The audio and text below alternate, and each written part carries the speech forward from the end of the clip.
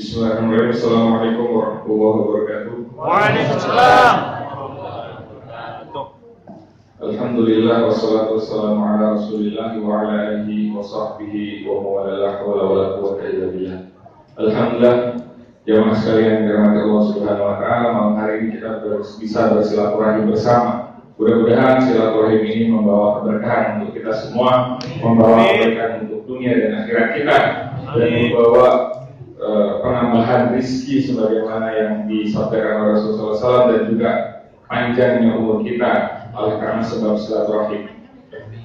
Untuk yang pertama, kami mohon maaf mungkin sebelumnya dari kami kurang maksimal berkaitan mungkin nanti Syekh juga mungkin dari tone suara dan sebagainya mungkin kelihatan agak lelah ya, karena hari ini cukup padat agendanya. Jadi mohon dimaklumi, insyaallah tidak mengurangi semangat kita sama sekali untuk tetap bersemangat membela Palestina. Insyaallah. Baik, agar tidak berpanjang kala lagi, kita langsung serahkan kesempatan ini kepada Syekh Dr. Muhammad Failahin Falyatafadhal mashkur.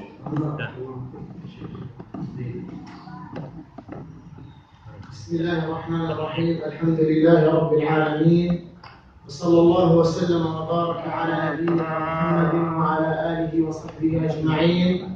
أيها الإخوة الكرام، في هذا المسجد المبارك مسجد الإيمان، مسجد الأمين. نعم، أسأل الله تبارك وتعالى أن يبارك فينا وفيكم، وأسأله أيضا كما جمعني وإياكم في هذا المسجد المبارك الجميل على طاعته أن يجمعنا في الآخرة مع سيد الدعاة المصطفى في جنته ودار كرامته، إنه ولي ذلك ومولاه. Baik, setelah mengucapkan hamdalah dan bersolawat pada Rasul Sallallahu Alaihi Wasallam, beliau berdoa mudah-mudahan Allah Subhanahu Wa Taala memberikan keberkahan kepada kita semua pada kesempatan malam hari ini. Dan mudah-mudahan Allah Subhanahu Wa Taala sebagaimana kita berkumpul dalam rangka ketaatan pada Allah Subhanahu Wa Taala pada malam hari ini, mudah-mudahan begitu pula Allah Subhanahu Wa Taala mengumpulkan kita di surga bersama dengan Rasulullah Sallallahu Alaihi Wasallam. أحييكم وأحيي فضيلة الإمام والمؤذن وجميع القائمين على هذا المسجد المبارك الذي عندما رأيته فرحت وسررت جدا لأنه جميل ونظيف ويعني يسر الناظرين. فبارك الله فيكم والإخوة القائمين على هذا المسجد. Yang pertama, saya memberikan penghormatan yang setinggi-tingginya kepada seluruh pihak yang ada di masjid ini, terkhusus adalah pihak PKN. Yang luar biasa pada kesempatan malam hari ini beliau bisa menyaksikan masjid yang begitu luar biasa, yang begitu indah dan bisa menyenangkan hati ketika kita masuk ke dalam masjid ini. نود أن نتكلم معكم إن شاء الله عن فضائل رمضان ولا أريد أن أطيل عليكم. Beliau akan membahas mengenai keutamaan Ramadan dan insya Allah beliau tidak akan membahas terlalu banyak. أيها الأحبة، رمضان وشهر عظيم، ويعني شهر كريم من عند الله تبارك وتعالى. لذلك فإن الله قد فضل بعض الأزمنة على بعض، وقد فضل بعض الأمكنة على بعض، فمن هذه الأزمنة وشهر رمضان المبارك. Bulan Ramadan adalah bulan yang diberkahi oleh Allah Subhanahu Wa Taala, bulan yang dimuliakan oleh Allah Subhanahu Wa Taala, dan Allah Subhanahu Wa Taala banyak sekali memberikan keutamaan-keutamaan terhadap satu waktu daripada waktu-waktu yang lain, terhadap suatu tempat daripada tempat-tempat yang lain. Maka bulan Ramadan kemudian diberikan keutamaan oleh Allah Subhanahu Wa Taala dari seluruh bulan-bulan yang ada. الصحابة رضي الله عنهم وأرضاهم والسلف الصالح كانوا إذا دخل رمضان يفرحون فرحا شديدا، حتى ورد عنهم أنهم كانوا يدعون الله 6 أشهر، إنهم فلان يدعون الله 6 أشهر اللهم بلغنا رمضان، اللهم بلغنا رمضان. وأيضا ورد عنهم أنهم كانوا يدعون الله 5 أشهر لما فلان 5 أشهر اللهم تقبل منا رمضان. قال العلماء رحمهم الله أن الصحابة رضي الله عنهم والسلف كانوا طوال العام يعيشون أجواء رمضان. Maka para sahabat ridwanullah alaihim ajma'in, mereka begitu berbahagia ketika menyambut kedatangan bulan Ramadan. 6 bulan sebelum masuk bulan Ramadan, mereka selalu berdoa minta pada Allah Subhanahu Wa Taala agar disampaikan ke dalam bulan Ramadan. Dan ketika 5 bulan setelah bulan Ramadan, mereka selalu berdoa meminta pada Allah Subhanahu wa taala agar Allah Subhanahu wa taala menerima amal-amal Ramadannya. Sehingga para sahabat ketika mereka sepanjang tahun mereka selalu merasakan nuansa Ramadan. من فضائل شهر رمضان أنه شهر القرآن. لذلك قال الله تبارك وتعالى في القرآن العظيم: شهر رمضان الذي أنزل فيه القرآن. وأيضا قال سبحانه وتعالى: إنا أنزلناه في ليلة القدر. إذا رمضان أحبتي في الله يعني هو شهر مختص بالقرآن، ولذلك السلف رضي الله عنهم وأرضاهم فقهوا معنى هذه الآية. ولا بد لنا أن نفقه القرآن وأن نتعلم تفسير القرآن، لا أن نحفظ القرآن. لماذا؟ لأن التفسير يدرك الفهم والمعاني الكثيرة. لذلك فهموا أن رمضان هو شهر القرآن. Ramadan itu adalah bulannya Al-Quran, bulan yang dikhususkan oleh Allah Subhanahu wa taala untuk Al-Quran. Sebagaimana firman Allah dalam surat Al-Baqarah, "Syahrul Ramadan alladzi unzila fihi Al-Quran." Bulan Ramadan adalah bulan diturunkannya Al-Quran. Dan dalam surat Al-Qadr Allah berfirman, "Inna anzalnahu fi lailatul qadr." Sungguh kami telah menurunkan Al-Quran pada malam Lailatul Qadar. Dan kita tahu malam Lailatul Qadar ada dalam bulan Ramadan. Para sahabat betul-betul memahami makna dari dua ayat yang difirmankan oleh Allah Subhanahu wa taala. Karena itu kemudian mereka betul-betul bisa memanfaatkan kesempatan Ramadan dengan baik untuk semakin mendekatkan diri, berinteraksi dengan maksimal dengan Al-Quran.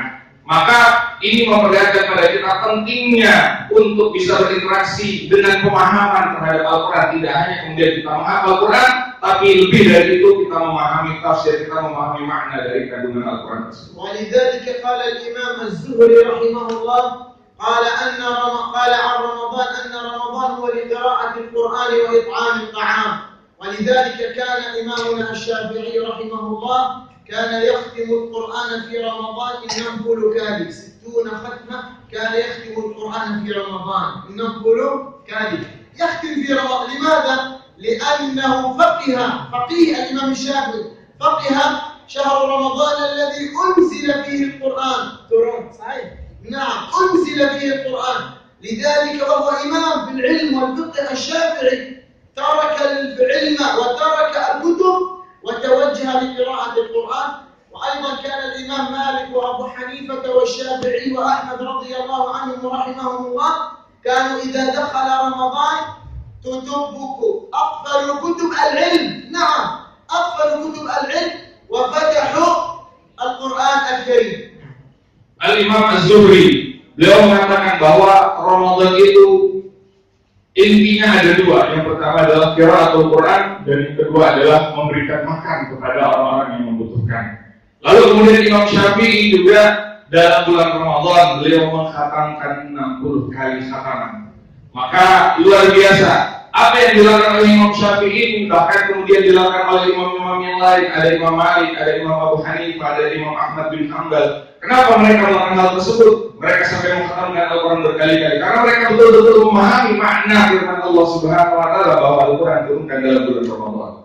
As-sahabah radhiyallahu anhum wa ardahum kanu min kathrati al-qiyam wal ibadah wa qira'ati al-Quran bis salat.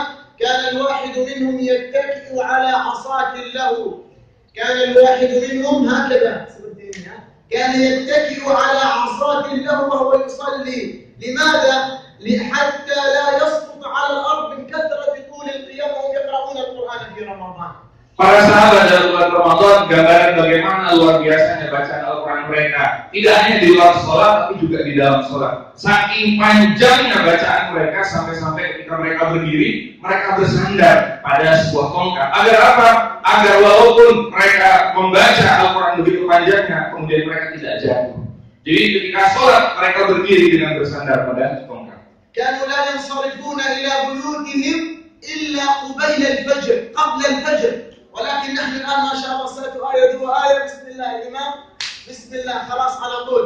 لكن السلف أفضل منا كانوا قبل الفجر ينطلقون إلى بيوتهم في رمضان.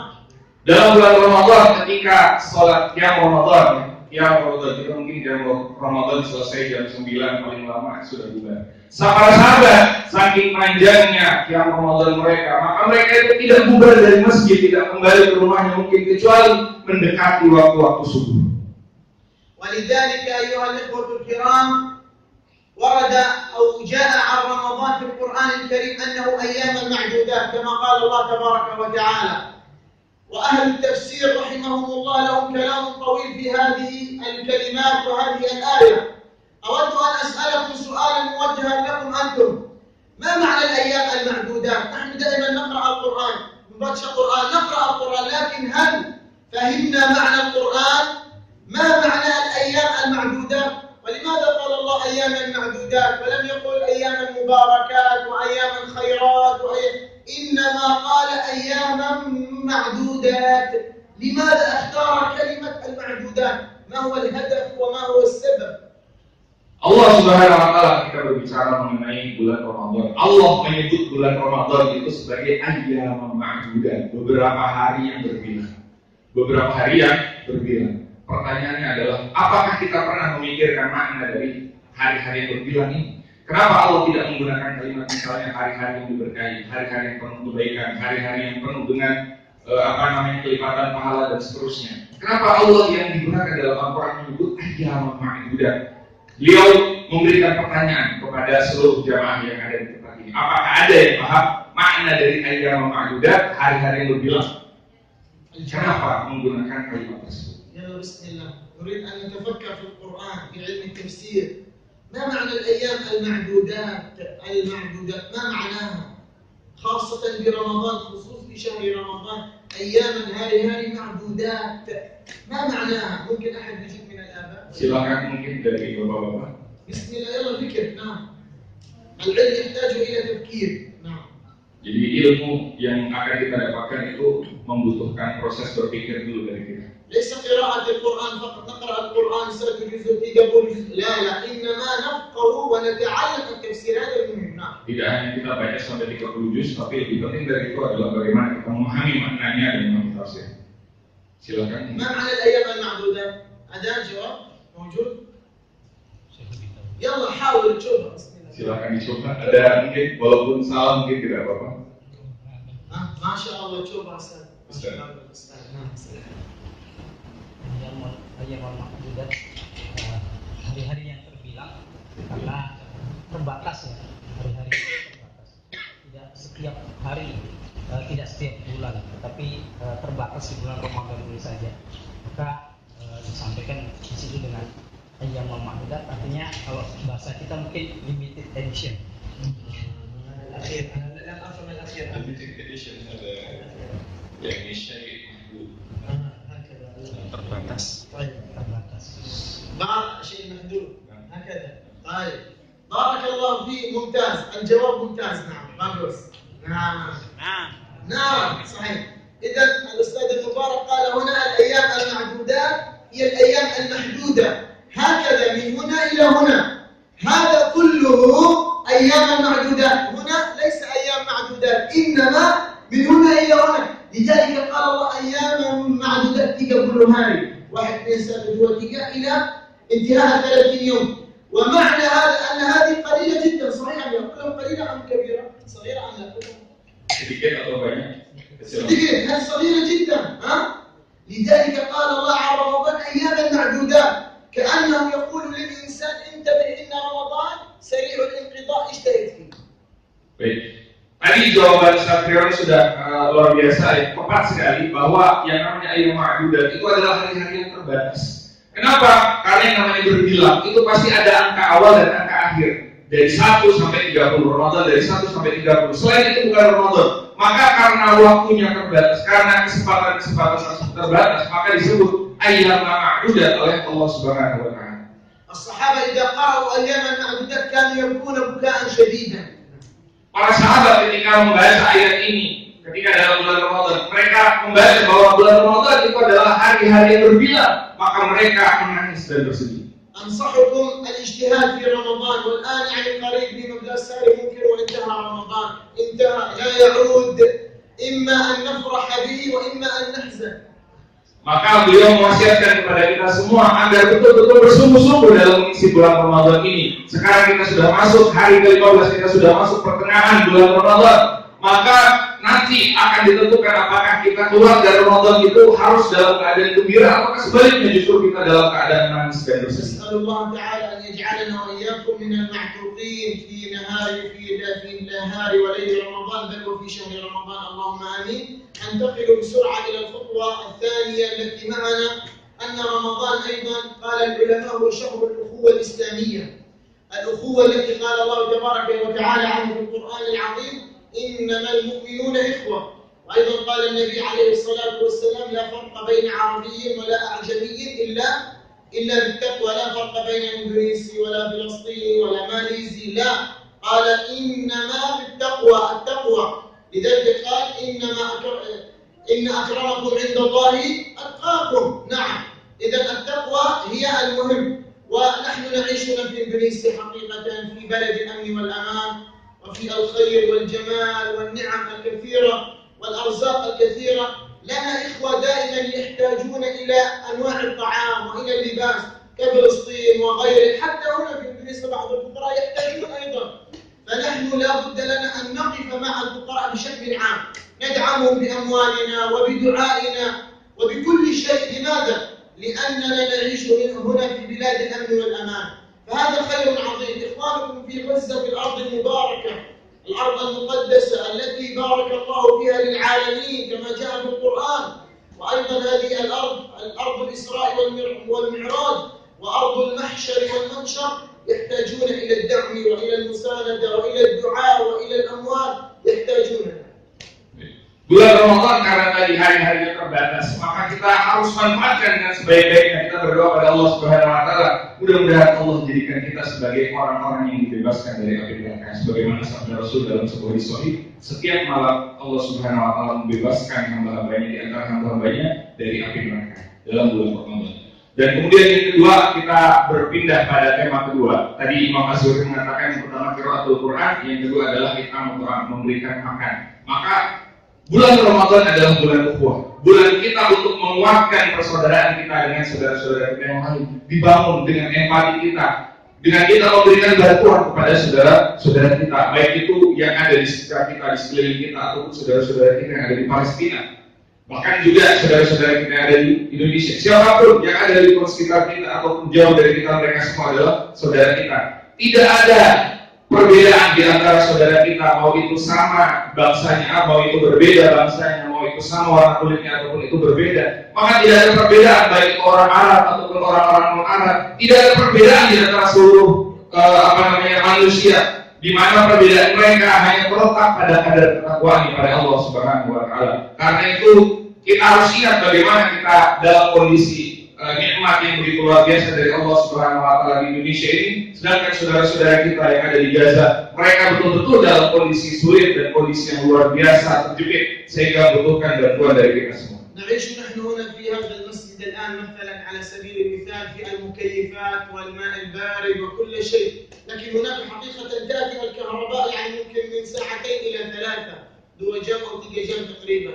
وأيضا الماء الذي يعني يستحمون به ويغسلون ملابسهم أيضا كثير يقطع، ويحتاجون إلى هذه الأموال وإلى الصدقات لعلهم ينتفعون بها. هم لا يريدوا أن يكونوا يعني من الأغنياء ولا يبنون العمارات، لا، إنما لأجل الطعام والشراب وتعليم القرآن ويعني لطلبة العلم هكذا. نعم.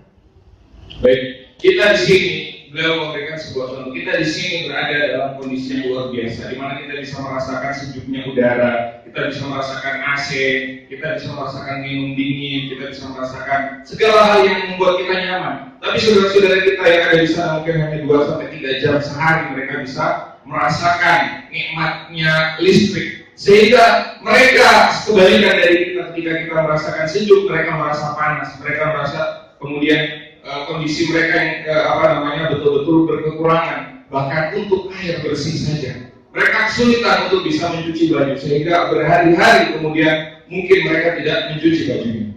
لذلك أيها الأخوة الكرام ندعوكم إلى التبرعات وإلى هذه الصدقات لعل الله أن ينجيكم بها من النار وأن يعني يرزقكم الخير والعافية. اللهم آمين آمين. وأيضا لا أنسى أن أقدم رسالة شكر إلى إخواني في هذه المؤسسة المباركة كاسح فلسطين التي تقدم دائما المعونات ولها يعني باع طويل في بناء مسجد الاستقلال في غزة حقيقة يعني وبناء المستشفيات وغيرها. نشكرهم أيضا ونشكر العاملين بها، ويعني نذكركم أيضا بأن إخوانكم في غزة يحتاجون إلى هذه المساعدات. فبارك الله فيكم ونترك المجال لكم. Baik, karena itu beliau mengajak kepada kita semua untuk memberikan bantuan semaksimal mungkin untuk saudara-saudara kita yang ada di Palestina, karena kondisi mereka yang begitu luar biasa. Maka mudah-mudahan Allah Subhanahu wa Ta'ala akan memberikan keberkahan dalam kehidupan kita dari apa yang telah kita berikan kepada saudara-saudara kita. Beliau juga mengucapkan terima kasih yang sebesar-besarnya kepada Lembaga Kasih Palestina yang telah menjadi sarana dan wasilah penyampai bantuan kita kepada saudara-saudara kita yang ada di Palestina. Salah satu wujud bantuan kita yang alhamdulillah sekarang berdiri dengan tegak itu adalah Masjid Istiqlal Indonesia. Dan alhamdulillah salah satu bagian yang membangun masjid tersebut adalah jamaah-jamaah dari Masjid Al-Amin ini. Dan alhamdulillah 2 bulan yang lalu Masjid Istiqlal Indonesia telah bisa digunakan dan telah sempurna pembangunannya.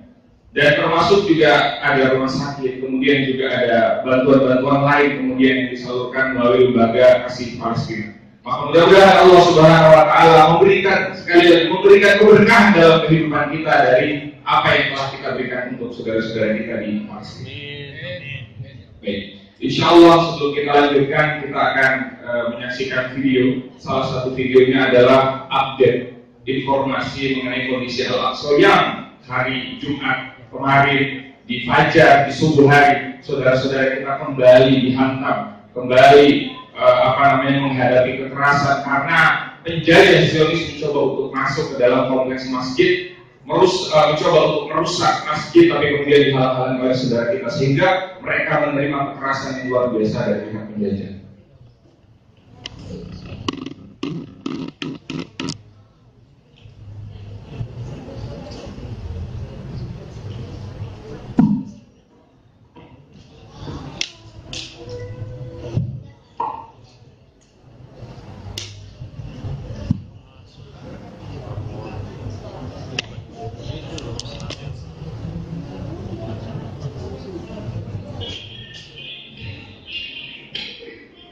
Ini terjadi hari Jumat lalu, Jumat pagi.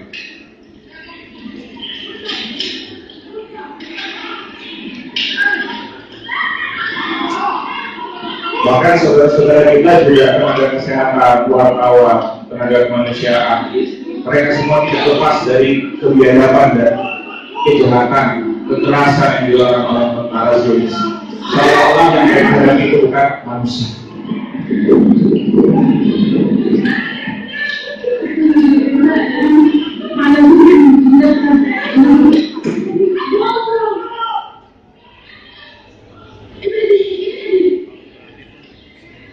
Bahkan mereka tidak pernah memandang siapa kemudian yang mereka melakukan dengan biasa, baik itu perempuan, orang tua, anak kecil, semua sama di hadapan mereka.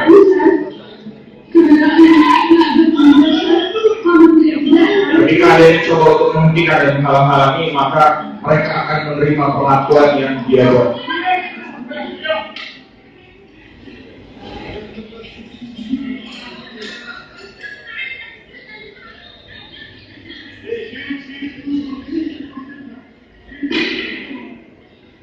Bahkan dalam video lain diperlihatkan bagaimana saudara-saudara kita kemudian mengangkat kursi untuk mencegah, karena mereka berada dalam kompleks masjid saat itu, di dalam masjid, sehingga untuk mencegah penjajah Zionis lebih masuk ke dalam dan mengacak-acak, mengotori, merusak dan menodai masjid, kemudian mereka lemparkan kursi itu ke pihak penjajah. Dan ini adalah kilasan dokumentasi dari apa yang terjadi di hari kemarin. Dan serangan itu dimulai sebelum saudara-saudara kita memainkan bola.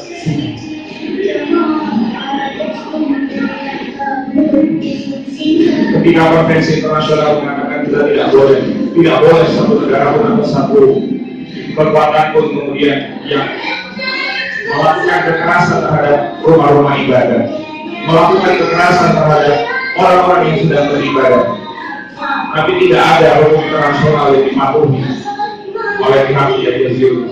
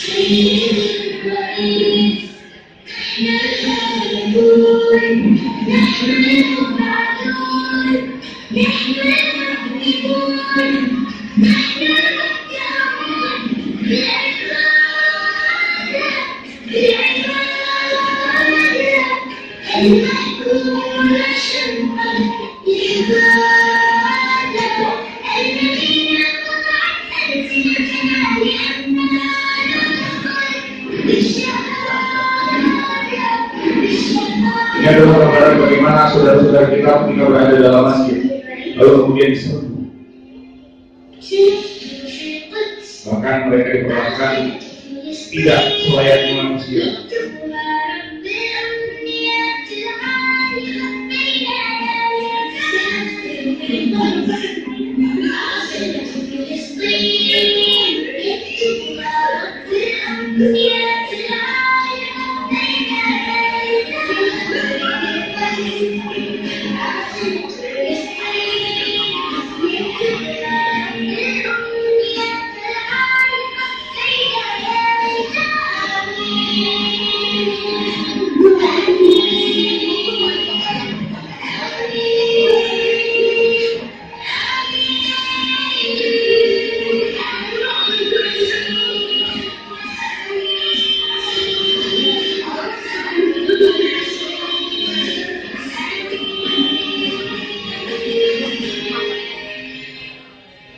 Sebagaimana disampaikan Ustaz sebelum kita mulai kegiatan kita, mereka bisa saja pergi meninggalkan tanah Al-Aqsa, mereka bisa saja mengosongkan tanah Al-Aqsa, mereka bisa saja meninggalkan masjid itu kosong untuk kemudian dimasuki oleh tentara-tentara Zionis, dan bisa saja mereka melakukan apapun yang mereka mau terhadap tanah Al-Aqsa, terhadap tanah kita semua. Tapi mereka tetap bertahan di sana. Kami mereka sadar bahwa kewajiban mereka sebagai seorang muslim adalah untuk membela tanah Al-Aqsa. Dan kita tahu kewajiban itu adalah kewajiban yang sama yang ada di pundak kita semua. Akan tetapi karena keterbatasan jarak kita, karena keterbatasan kemampuan kita, kita hanya mampu melihat dan menyaksikan dari jauh. Maka ketika mereka mampu untuk berjihad, ketika mereka mampu untuk berkorban dengan harta dan jiwa, mari bersama-sama kita maksimalkan. Mari bersama-sama kita kuatkan dan bantuan kita terhadap saudara-saudara kita yang ada di sana.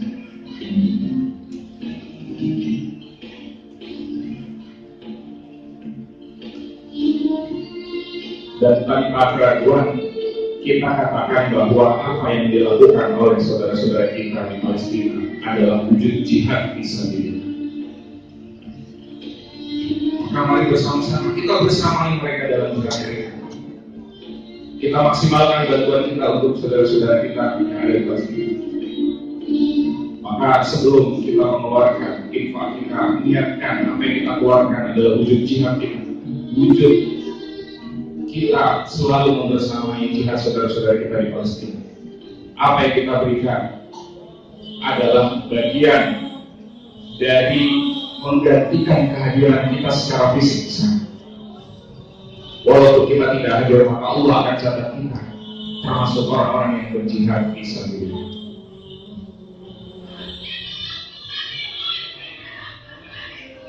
Dan pemandangan seperti ini adalah pemandangan harian yang terjadi di tanah Al-Aqsa dan tanah Palestina.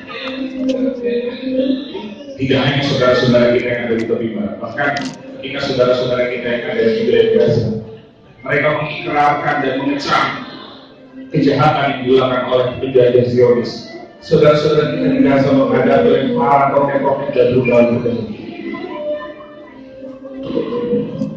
dan mereka menghadapi itu karena mereka berani membela Al-Aqsa. Yahudi ingin agar kita tidak memiliki ikatan dengan tanah Al-Aqsa.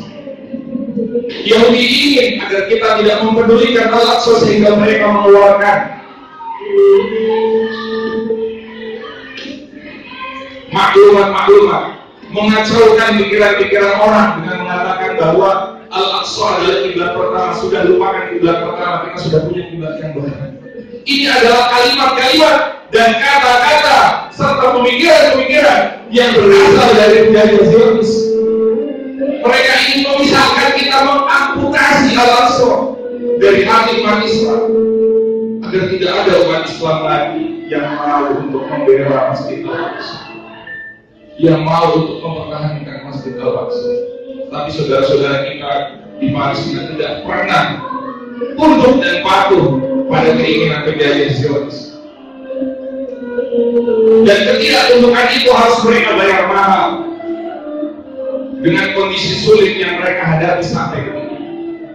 Sebagaimana tadi yang digambarkan oleh Syekh Dr. Muhammad, bahwa untuk kebutuhan listrik saja mereka kesulitan, bahkan untuk air, untuk mencuci baju mereka tidak mampu menghadirkan air bersih.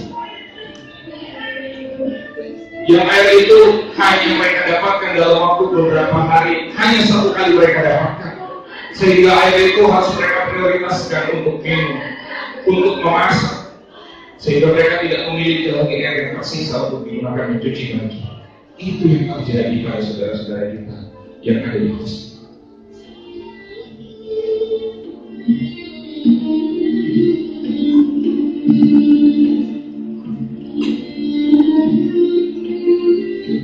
Maka sekali lagi kita tegaskan, yang mereka lakukan adalah jihad yang sama yang pernah kita lakukan 70 tahun yang lalu.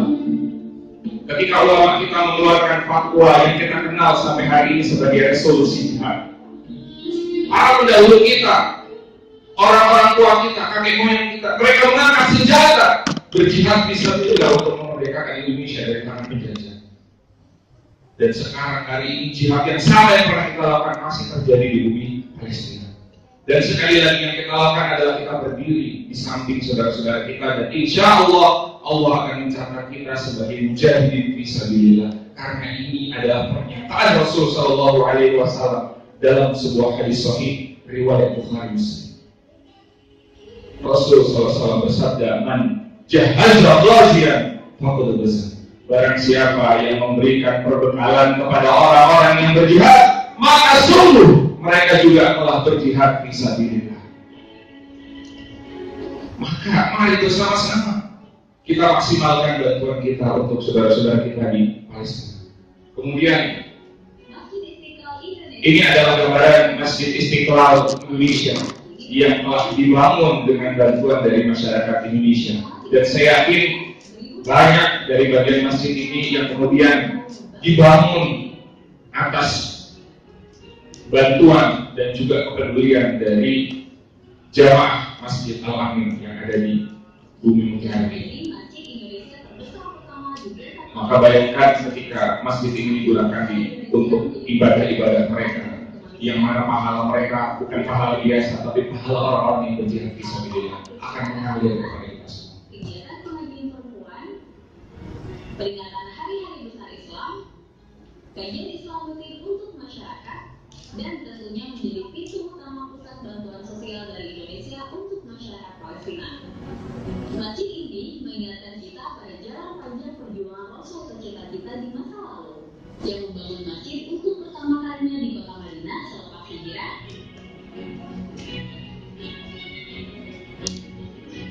Sebagai pusatnya berstrategi dalam melancarkan dakwah, hingga akhirnya bisa membebaskan kembali kota Mekah dan Masjidil Haram pada peristiwa Fathu Makkah.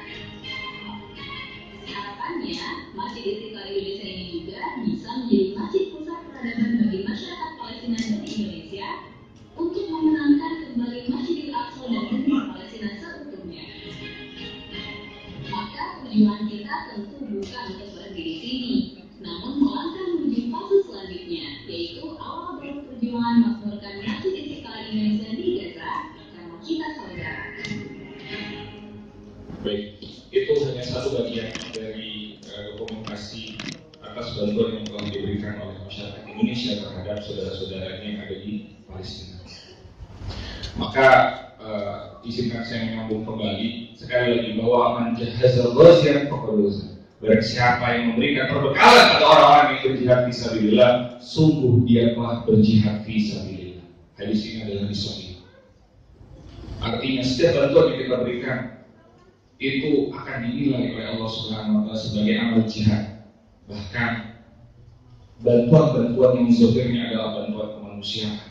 Disebutkan oleh Rasulullah sallallahu alaihi wasallam, "Wa man khalafa ghaziyan fi ahlihi bi khair faqad ghaza." Dan barang siapa yang memberikan kebutuhan, meninggalkan kebutuhan hidup, kebutuhan pokok untuk keluarga mujahidin, tidak hanya memberikan perbekalan pada mujahidin, bahkan ketika kita hanya memberikan kebutuhan hidup untuk keluarga mujahidin fisabilillah, faqad ghaza, kata Rasulullah sallallahu alaihi wasallam. Maka sungguh orang itu juga telah berjihad fisabilillah. Allahu Akbar. Allahu Akbar. Maka kami mengajak para jemaah sekalian, mari bersama-sama kita maksimalkan bantuan kita kepada saudara-saudara kita yang ada di Palestina. Kami ingin mengajak para jemaah sekalian untuk melakukan infak komitmen. Saya yakin jemaah sudah tidak asing lagi dengan istilah infak komitmen, karena masjid ini termasuk masjid yang paling luar biasa dalam hal mensupport dan membantu perjuangan saudara-saudara yang ada di Palestina. Maka kami hanya mengingatkan kembali berkaitan dengan infak komitmen. Infak komitmen adalah infak yang kita lakukan dengan memberikan komitmen kita di awal. Walaupun baru berupa komitmen, tapi insya Allah Subhanahu wa taala akan mencatatkan pahala amal tersebut tunai untuk kita semua. Karena Rasul sudah menyatakan bahwa orang yang beriman ketika dia sudah berniat untuk beramal soleh, maka Allah langsung mendapatkan pahala baginya. Dan ketika dia lakukan niatnya itu, Allah melipat gandakan balasan pahala tersebut. Maka komitmen kita adalah wujud dari niat tersebut. Walaupun mungkin sekarang kita belum memiliki, tapi insya Allah dengan komitmen kita, mungkin dengan cara kita mencicil atau dengan cara kita menunggu ketika Allah berikan rezeki pada kita, maka insya Allah Subhanahu wa taala akan melipat gandakan pahala tersebut sebagaimana firman Allah, wallahu yudha'ifu liman yasha. Allah melipat gandakan lagi pahala bagi orang-orang yang Dia kehendaki.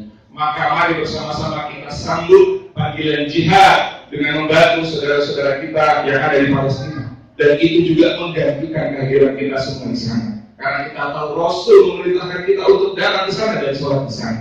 Kalau tidak mampu, maka kita gantikan kehadiran kita dengan harta kita yang sampai ke sana. Insya Allah akan catatkan kita sebagai orang yang datang ke Al-Aqsa dan sholat di Al-Aqsa.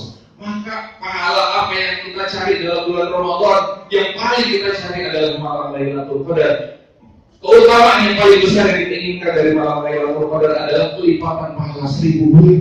Maka dengan membantu saudara-saudara kita, Allah catat kita seperti sholat di Al-Aqsa, maka Allah catat kelipatan 1000 kali lipat itu untuk kita semua. Kapanpun kita lakukan, Allah catat itu, kelipatan itu untuk kita semua. Maka kami mengajak di antara jemaah yang siap untuk berinfak komitmen minimal 5 juta rupiah untuk saudara-saudara kita di Palestina yang bisa ditunaikan sesuai dengan kemampuan kita. Entah itu dicicil, entah itu kemudian baru ditunaikan kalau misalnya kita mendapatkan keuntungan dengan jumlah tertentu dari bisnis kita. Kami persilahkan, di antara jemaah yang siap untuk berinfak komitmen minimal 5 juta rupiah untuk saudara-saudara kita di Palestina.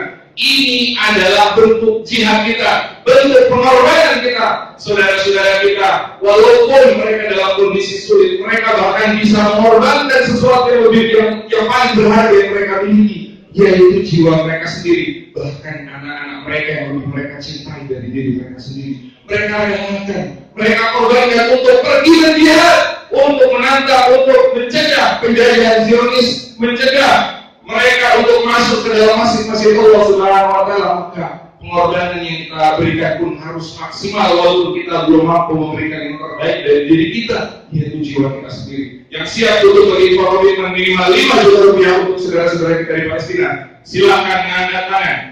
Ada mungkin Allah Akbar, satu triliun, ada lagi Allah Akbar yang siap untuk infak komitmen minimal 5 juta rupiah untuk saudara-saudara kita di Palestina. Kami persilahkan untuk maju ke depan. Ada lagi? Baik. Sementara ini silakan Zakriono. Ada lagi tadi kalau tidak salah? Atau tadi saya salah lihat? Silakan Zakriono.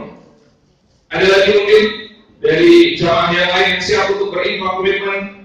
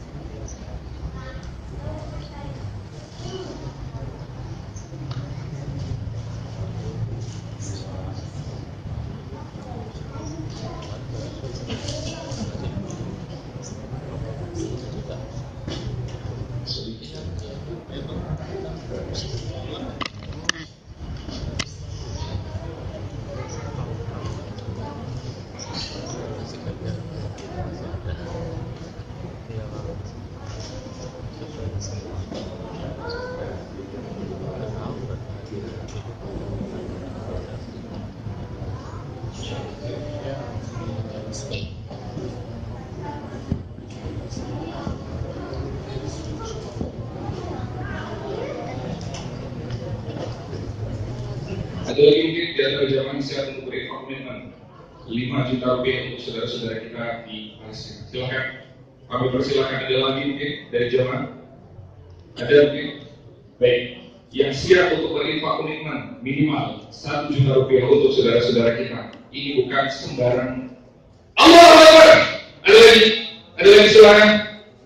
Ini bukan sembarang pahala, tapi ini adalah pahala jika bisa niatkan ketika kita tekadkan, ketika kita komitmenkan ini adalah bagian dari jihad kita, maka Allah akan catat itu sebagai amal jihad. Sudah setara dengan apa yang dilakukan oleh saudara-saudara kita secara makna. Walaupun secara fisik mungkin kita belum maksimal berkorban sebagaimana mereka lakukan, tapi secara makna Allah setarakan kita dengan mereka. Silakan. Ada lagi mungkin jangan siap untuk berinfak komitmen. Allah Akbar. Minimal 1 juta rupiah. Terus terang kami dapat bisik-bisik bahwa kami yakin banyak jemaah yang merasa malu, katanya ingin nanti di akhir. Kami juga persilahkan bagi yang nanti ingin di akhir kegiatan, insya Allah. Karena kami yakin di masjid ini memang sudah terbukti dan teruji bahwa pengorbanan yang luar biasa untuk saudara-saudara yang ada di Palestina. Silakan bagi jemaah yang siap untuk berinfak komitmen minimal 1 juta rupiah untuk saudara-saudara yang ada di Palestina, silakan maju ke depan. Sekali lagi, silakan berdiri di depan sebelah sini. Ada lagi mungkin di antara jemaah, silakan.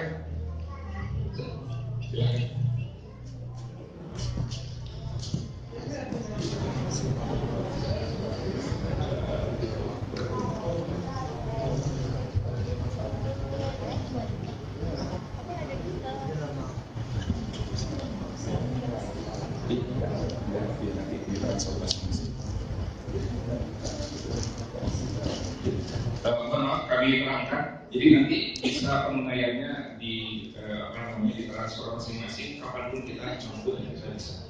Jadi nanti akan diberikan, kita mengisi kartu komitmen. Nanti akan diberikan bagian yang kecil ini adalah nomor rekening. Nah, nanti setelah itu ini nanti kita bisa tunaikan sendiri langsung ke nomor rekening. Begitu. Nanti setelah kita, nanti Bapak mengisi, kemudian nominal berapa? Ini silakan mengisi kartu. Bisa mau bulan depan, mau ini itu boleh. Ini Bapak silakan mengisi kartu komitmen. Kartu komitmen. Ada minjem pulpen satu.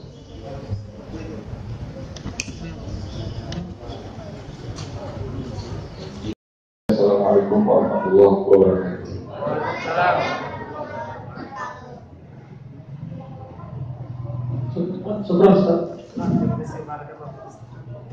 Assalamualaikum warahmatullahi wabarakatuh. Terima kasih kami haturkan kepada Bapak Ibu sekalian yang telah memberikan infak terbaiknya untuk saudara-saudara kita di Palestina. Mudah-mudahan amal baik kita yang telah kita sumbangkan kepada saudara-saudara kita di Palestina tadi disampaikan ini bulan terbaik bulan berkah, bulan Allah lipat ganda seluruh amal kebaikan, tentunya akan mengalir juga kepada kita dan juga kepada saudara-saudara kita di Palestina, dan tentunya buat kita yang beramal akan Allah lipat gandakan rezeki kita. Alhamdulillah nanti dari saudara-saudara kita ini dari panitia akan menghitung berapa jumlah yang telah diberikan oleh masjid kita, dan bagi ibu juga bagi bapak yang belum sempat untuk mengisi, silakan formnya ada di panitia atau di tim dari Kasih Palestina, silakan bisa diambil, dan tadi waktunya boleh kapan saja untuk ditransfer. Mudah-mudahan ini juga bagian daripada bentuk peduli kita kepada saudara-saudara kita di Palestina. Mungkin itu ucapan terima kasih kami dari DKM Masjid Al-Amin. Mudah-mudahan Allah lipat gandakan dan Allah terima seluruh amal baik kita. Terima kasih dan pemaparan. Assalamualaikum warahmatullahi wabarakatuh. Waalaikumsalam.